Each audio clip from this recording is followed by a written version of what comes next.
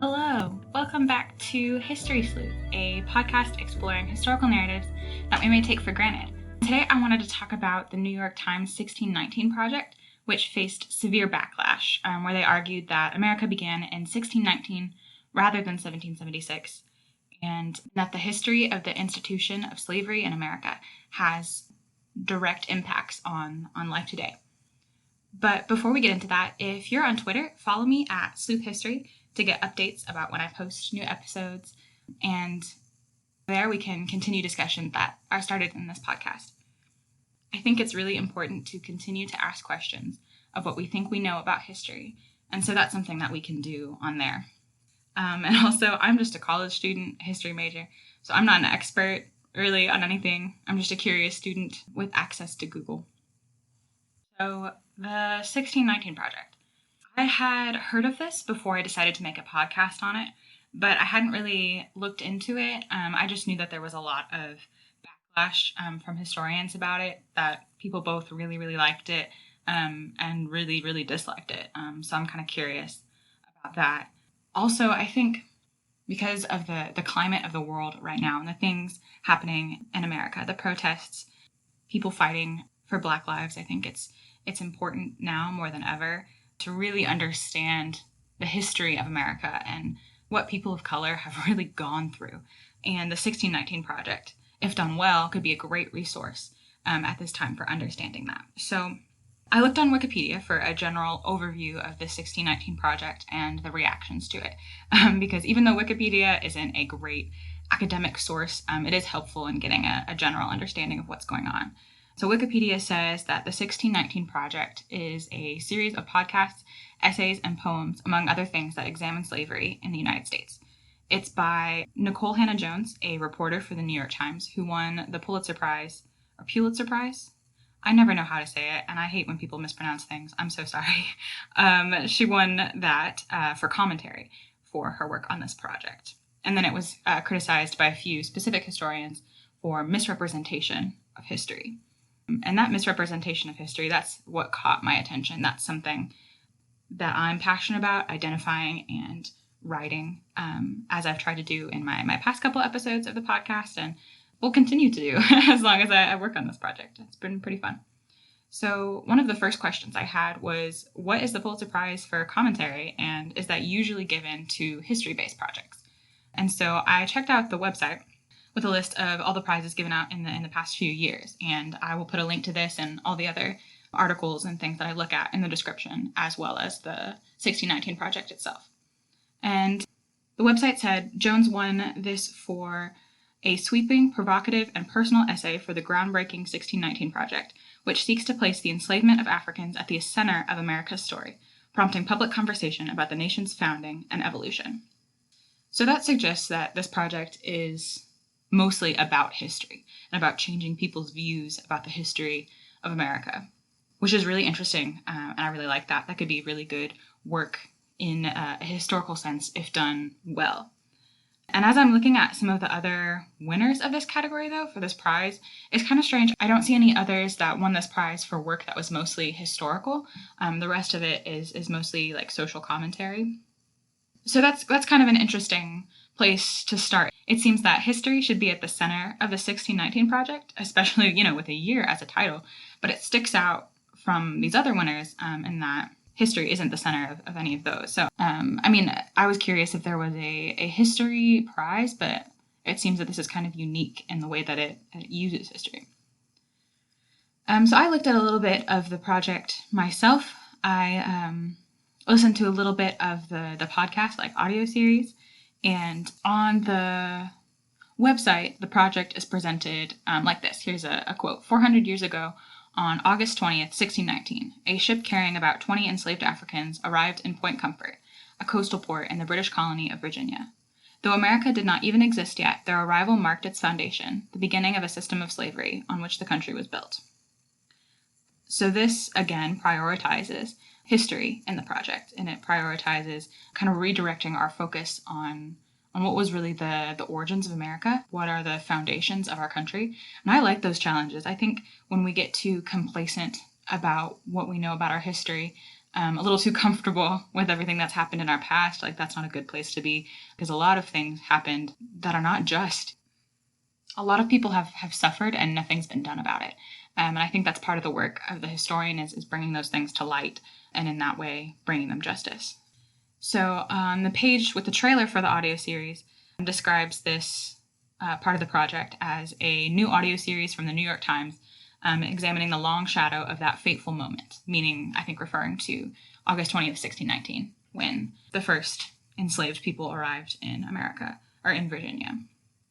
And so that one kind of leans more into the commentary that I think we should expect a little bit from this. I'm saying that they're going to examine how that history impacts society today. But so far, I've noticed, I think this is important to remember as we continue, the emphasis of this project has been on history and the historical research and changing our perspectives on the origins of America, not changing our perspectives on life today.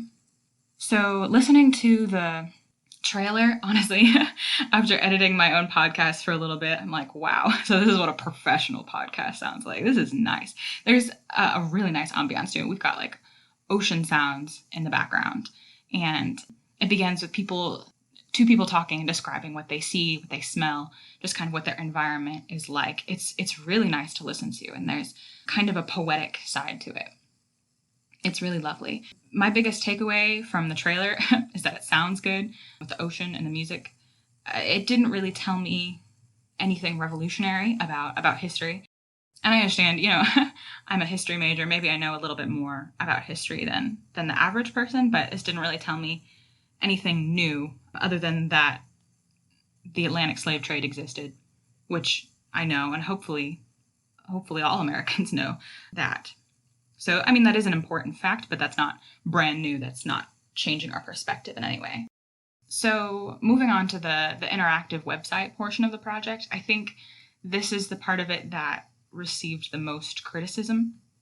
So the website, again, really pretty, professionally done. I mean, as you would expect from the New York Times. And as you scroll through, it provides excerpts to different essays.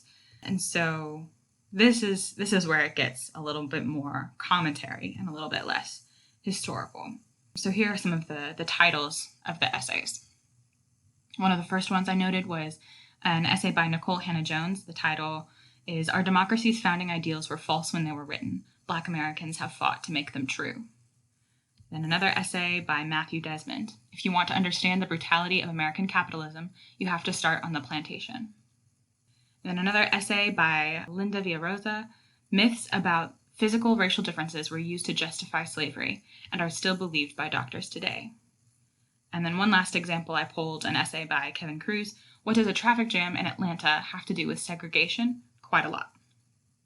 So it seems more generally, most of these essays, the ones that I listed and others on the website, are trying to connect an aspect of the history of race in America with something that's experienced today. Usually, this is not the goal or the emphasis of historians. Though we do want to understand the past to better understand the present, making generalizations like this can prevent us and readers or listeners from really understanding aspects of the past. For example, one of those headlines links capitalism and slavery. It would be easy for someone to take from that like, oh, capitalism is just like slavery. But that hugely discounts the violence and torture that was involved in the institution of slavery, and then misrepresenting the past. I would recommend, if you want to know more about the history of race in America and really kind of feel the weight of it, which I know is a hard thing, is a really hard thing to do. But there's a book that I read, historical fiction. It's called The Underground Railroad by Colson Whitehead. And it goes through, it starts with slavery and goes through different aspects of things that Black people in America have faced throughout American history. It's engaging. It's incredible. It made me very, very emotional. And right now I would recommend that over the 1619 Project. Absolutely. Because that focuses on the weight of slavery, the weight of Jim Crow, of segregation, different things like that. Yeah, so in this way, it seems to me with these essays, it looks like they're using history as a bit of a prop to make comments about society today. And I don't want to say this with any judgment of what those comments are, more so criticizing the way that they use history. Their historical points are undercut by the fact that they're just taking what they want to make their points. I think the way that these authors have it set up, it's like 70% commentary on society today with 30% groundbreaking historical facts. I think it's much more powerful to make a new point about history if it is 70% groundbreaking historical facts and 30% social commentary on our world today. Because you can totally do that. People don't want to dig into the history of slavery in America because it's uncomfortable. It's awful. So much evil was in it. But I think that's why it's important to dig into. So projects like this could be so powerful in helping people understand and interact with a piece of history that we really haven't. But to focus so much more on commentary, on social commentary, distracts people, honestly, because people get caught up in whether or not they agree with the point. And that causes them to agree or disagree with the history, which is not, history is not really up for debate. Some things are up for debate, but a lot of history is just fact and it's not up for debate. And I think that is far more important to get across first, so that we're all coming from the same place before we start to make social commentary. Yeah, so hopefully that makes sense. I'm just kind of rambling my own opinions at this point. I was curious also what professional historians, not just amateurs like myself, have to say about the 1619 project. And so I Googled that a little bit because Google is free, always a good way to research, to gain more information quickly. So what generally comes up when I searched the reaction to the 1619 project are articles about attacks and anger from conservatives, which this makes sense to me. Anyone who wants to make America great again would be uncomfortable about learning the less than great aspects of American history. Yeah. And they would probably become a little confused as well as to what again is referring to, as I think, many of us are. But I don't think the political responses are the important ones here. That's not really what I want to dwell on. I'm more curious what historians have to say. So I found this article from The Atlantic by Adam Serwer. And I have quite a few quotes from it. This link as well will be in the description, so you can read along or read it yourself and see. So he says, the reaction to the project was not universally enthusiastic. Several weeks ago, meaning from when the article was written, the Princeton historian Sean Willents, who had criticized the 1619 project's cynicism in a lecture in November, began quietly circulating a letter objecting to the project and some of Hannah Jones's work in particular. The letter acquired 4 signatories: James McPherson, Gordon Wood, Victoria Bynum, and James Oake, all leading scholars in their field. They sent their letter to 3 top Times editors and the publisher, A.G. Sulzberger, on December 4th of 2019. A version of that letter was published on Friday, along with a detailed rebuttal from Jake Silverstein, the editor of the Times Magazine. The letter sent to the Times said, "We applaud all efforts to address the foundational centrality of slavery and racism to our history." But then it veers into harsh criticism of the 1619 project. The letter refers to matters of veritable fact that cannot be described as interpretation or framing, and says the project reflected a displacement of historical understanding by ideology. Willents and his fellow signatories didn't just dispute the Times Magazine interpretation of past events, but demand corrections. So I would agree with this. I think I saw a lot of this as well. It's the fact that they're using, the 1619 project is using history as a kind of prop to make their own statements. That is dangerous. And another thing they're kind of doing is putting our own ideologies and understanding of the world onto people of the past. People in the past didn't see the world the same way we do. Religion played a different role. Law played a different role. What was socially acceptable played a different role in forming these worldviews. So the way we understand the world is wildly different than how they would have. And when we try to perceive what happened by putting our worldview onto people of the past, that's just not going to work. You have to have a total and complete understanding of the era to really understand what people would have thought and felt about different things. It's really hard. Being a historian takes a lot of work. And honestly, like, that's why I emphasize that I'm not an expert, because I have not done all of this work to truly understand lots of different things about history. And I'm sure that I get things wrong. Criticism like this is really important, because what we're dealing with is not just stuff that happened a long time ago, but reality and fact. I agree, with the sentiment of the 1619 Project, that things that happened in 1619 do affect 2020. I really wish they went about it differently, as do these historians. So, okay, the Atlantic article continues saying, underlying each of the disagreements in the letter is not just a matter of historical fact, but a conflict about whether Americans, from the founders to the present day, are committed to the ideals they claim to revere. And while some of the critiques can be answered with historical fact, others are questions of interpretation grounded in perspective and experience. In fact, the harshness of the Willans letter may obscure the extent to which its authors and the creators of the 1619 Project share a broad historical vision.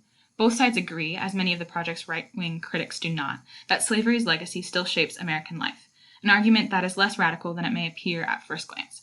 If you think anti-Black racism still shapes American society, then you are in agreement with the thrust of the 1619 Project, though not necessarily with all of its individual arguments. So this is good. So this is saying, like, as a general overview, historians agree that the 1619 Project is saying something correct. It's just the way they went about it, the way that they used history, researched history, and presented it was incorrect. I think it is impossible to deny today that anti-Black racism shapes American society. It absolutely does. And it's something that we still need to work through and work against. Yes, the legacy of slavery, as the 1619 Project says, is a long shadow that still shades our life today, our lives as Americans. And it's more important than ever to understand this. If you're a person who doesn't really understand why people have been protesting, doesn't really understand just what's going on as far as race in America today, I would definitely recommend start Googling, start researching. Google is free. There are so many resources out on the internet. So many people are sharing things that they have learned and how to get educated. I'll put some links below as well. And of course, as a history fan, I would recommend looking into the history of slavery, the history of race in America, to really understand what the past 400 years have looked like for Black Americans. And that will give you a little bit more insight into why they're still fighting for rights and why it's important for us to stand with them.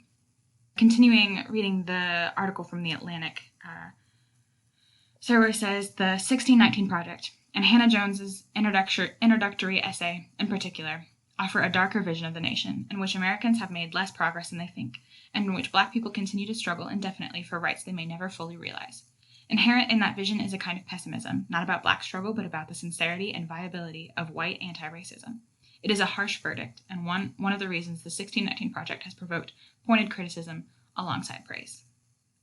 This I kind of agree with. I think I agree with the pessimism that may be present in the 1619 Project, just based on events of the past month or so. If you were at all on Twitter, you've probably seen a lot of this. Perhaps if the 1619 Project had come out in 2020 instead of 2019, the criticism of it would have been different, maybe only academic, or more academic instead of political or something. Of course, we'll always have political issues and polarization.